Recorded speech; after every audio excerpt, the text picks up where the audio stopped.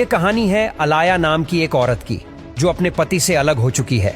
लेकिन एक दिन उसके घर पर एक अनजान मेहमान आता है जो कि जेल से भागा होता है। वो कहता है कि मुझे अपने घर लेकर चलो, मैं वहां शाम तक रुकूंगा, जब तक मैं अपने घाव पर मरहम पट्टी कर लूंगा और बाद में चला जाऊंगा। तब उस बात को सुन के अलाया कहती है कि तुम शाम तक यहाँ पर रह सकते हो, लेकिन ना ही तुम मुझे चोट पहुंचाओगे और ना ही हेनरी को।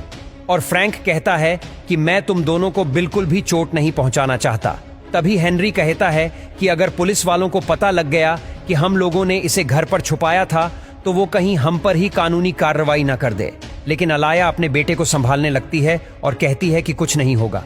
तब वो कहता है कि जाने से पहले मैं तुम लोगों के हाथ पैर बांध दूंगा ताकि सबको लगे कि मैंने तुम लोगों को जबरदस्ती यहाँ पर बांध कर रखा था और तुम लोगों की मर्जी से मैं यहाँ पे नहीं था।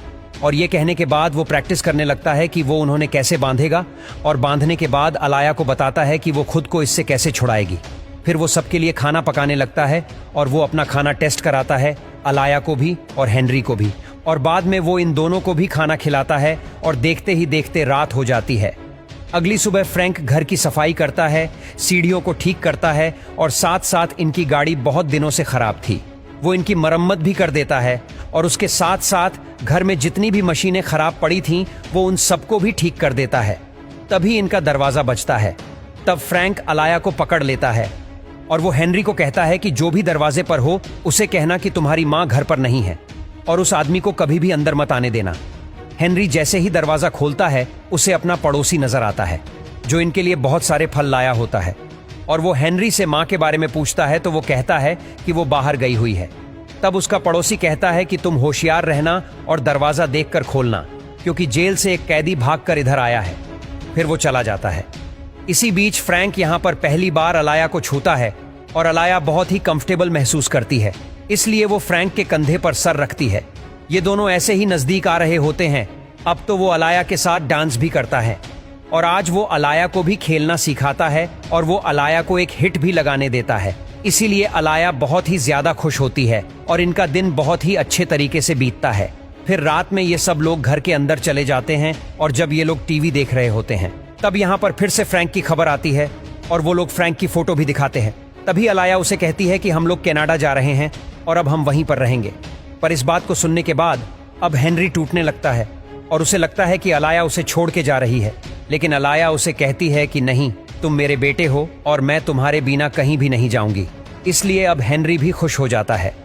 फिर फ्रैंक अपनी कहानी बताता है कि वो मिलिट्री में था और वो बहुत कम घर पर आता था, लेकिन उसकी पत्नी के साथ उसके ताल्लुक बिल्कुल भी अच्छे नहीं थे, क्योंकि उसकी पत्नी हमेशा ही पराये मर्दों के साथ रहती थी और इनका बेटा भी था। लेकिन एक दिन फ्रैंक को पता लगा कि वो बेटा भी इसका नहीं है, इसलिए फ्रैंक बहुत ज्यादा गुस्सा हो गया। तब उसकी पत्नी ने उसी बच्चे को बाथटब में डाल दिया और बच्चे की मौत हो गई। और इस बात से मुझे बहुत ज्यादा गुस्सा आया, इसलिए हम दोनों लड़ने लगे और गुस्से में मैंने उसे बस धक्का दिया और उसके सर पर चोट लग जाने की वजह से वो नीचे गिर गई।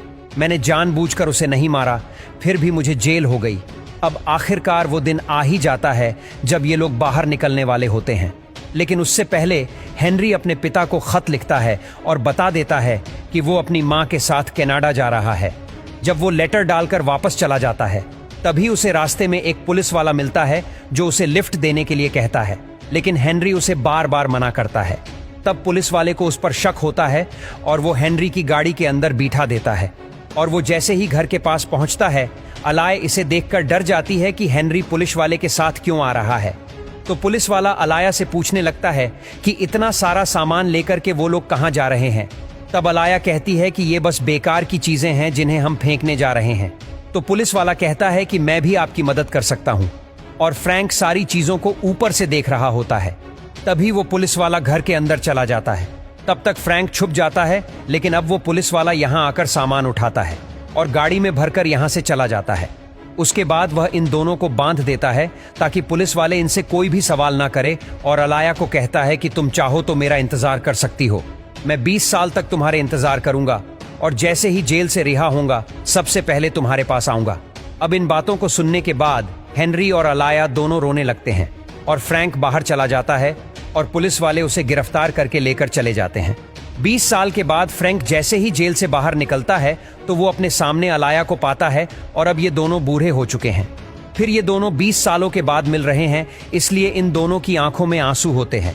लेकिन अब ये दोनों गले लग जाते हैं और निश्चय करते हैं कि अपना बचा हुआ जीवन एक दूसरे के साथ बिताएंगे।